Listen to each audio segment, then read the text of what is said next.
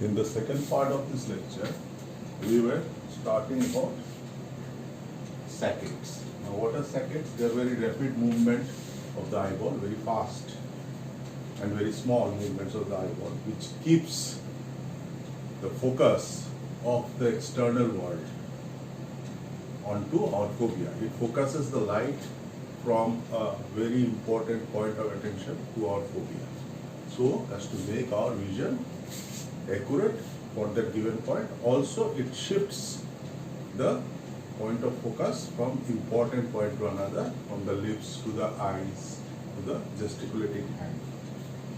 So, what are the requirements for saccades? We will need the extraocular muscle. Two representative extraocular muscles have been drawn here. We need the third cranial nerve nuclei, the sixth cranial nerve nuclei, both sides.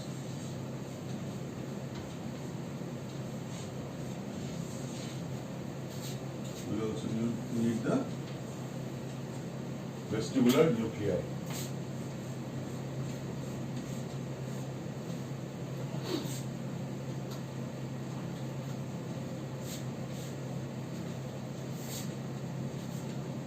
So,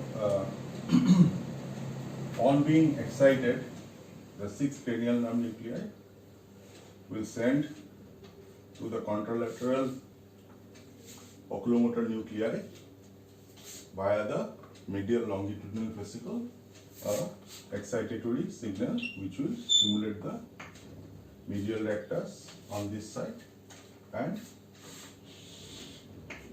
it will also stimulate the lateral rectus on this side. So, extraocular muscles are being stimulated. Now, what more do we need? We need the presence of area of neuron, which show up as a hatched field, as a network. This area of neuron is known as a para, median, pontine. This area is in the pons, reticular, mesh-like,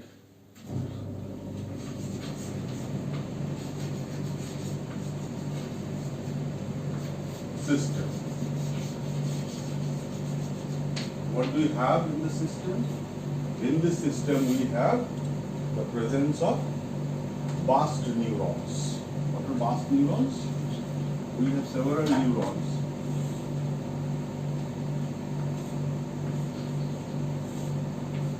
that will spontaneously generate bursts of electricity or bursts of excitatory signal to stimulate the sixth cranial nerve, which will stimulate the third cranial nerve, which will also stimulate the lateral rectus on its side and the medial rectus on the contralateral side.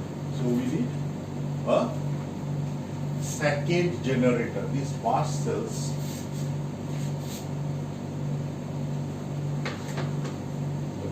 from the paramedian pontine reticular system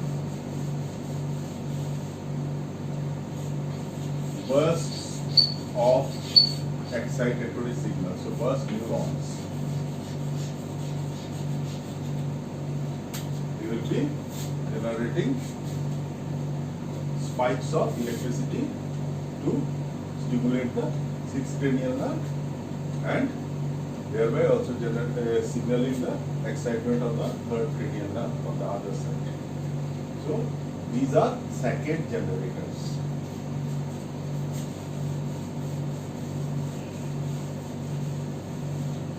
Now, this saccade generator is influenced by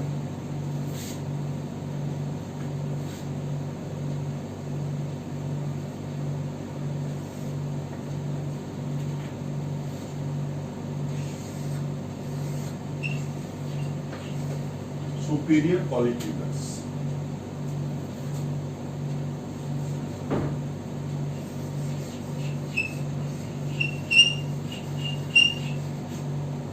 Superior colliculus.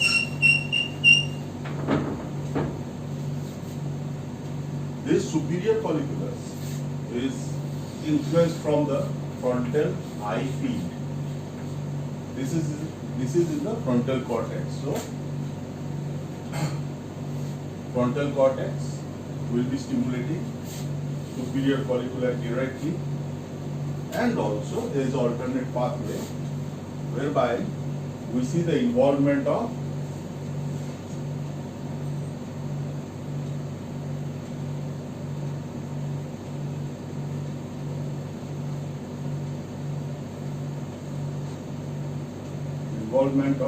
caudate nuclei,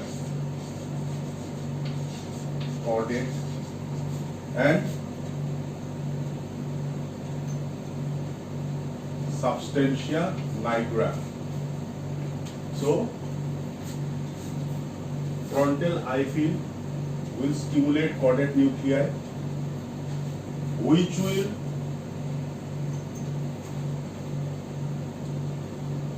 inhibit substantia nigra. Substantia nigra usually inhibits superior colliculi. So you see, the frontal eye field directly stimulates the superior colliculi, and by stimulating the inhibitory neuron from the caudate to the substantia nigra, stimulating the inhibitory neuron inhibits the inhibition. So stimulating an inhibitory neuron inhibits the inhibition. Inhibiting inhibition is equal to stimulating. So directly stimulation and indirect stimulation of the superior colliculus happens, which stimulates the reticular system in the pons, paramedian pontine reticular system, which will stimulate the cranial nuclei, and the extraocular muscles will have saccades. So this is mainly for horizontal saccades. For vertical saccades, this region, the pulse generating region, the saccade generators are in the mesencephalic reticular system. Moreover, please note, these two nuclei are part of the basal ganglia system. So basal ganglia is involved in the loop. Next, we want to talk about smooth pursuit. Smooth pursuit, as we have talked, is the conscious attempt to follow a moving object in our field of vision. Following a moving object using a movement of our gaze in our field of vision, which is also changing. So the background is changing. Suppose you are in a market, there are a lot of people and a lot of activity going around, but even in the midst of this activity, you have selected a single person to track. So that is smooth pursuit. Smooth pursuit. So what are the pathway for smooth pursuit? Because it is a voluntary activity, we need to involve the cerebral cortex, the pons, the medulla, midbrain, and the cerebellum. So this is what we draw. So because it's a voluntary thing, we need the presence of frontal eye field in the frontal cortex. So will to movement is generated. But what is the stimulus? The stimulus is the visual stimulus coming from the eyes through the optic nerve, the optic chiasma, the optic tract, from the lateral geniculate body, optic radiations to the primary visual cortex, secondary visual cortex, and association area, visual association area. The tract that is of real importance is the tract which processes where the dorsal tract where the depth of the visual field and the movement of object in the visual field is deciphered. This signal is further processed in the frontal eye field, whereby wheel is generated, and then the frontal eye field signals your area here, which is known as the dorsolateral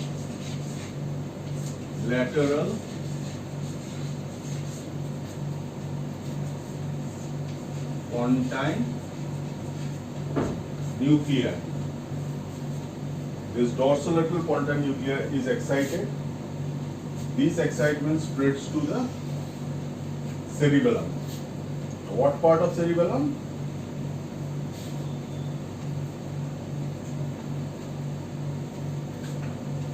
To the area around the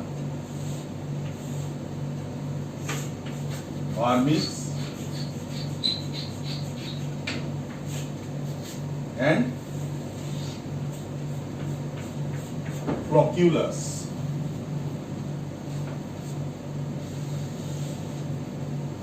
Flocculus.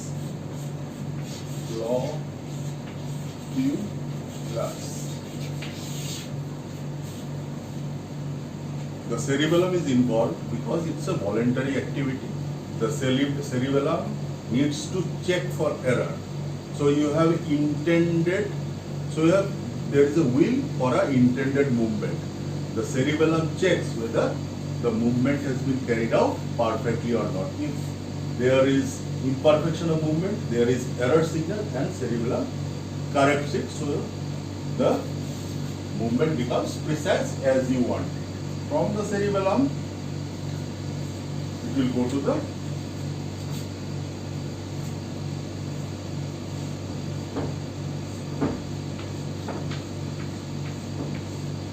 vestibular nuclei, whereby extraocular muscles will be stimulated to give you the smooth pursuit.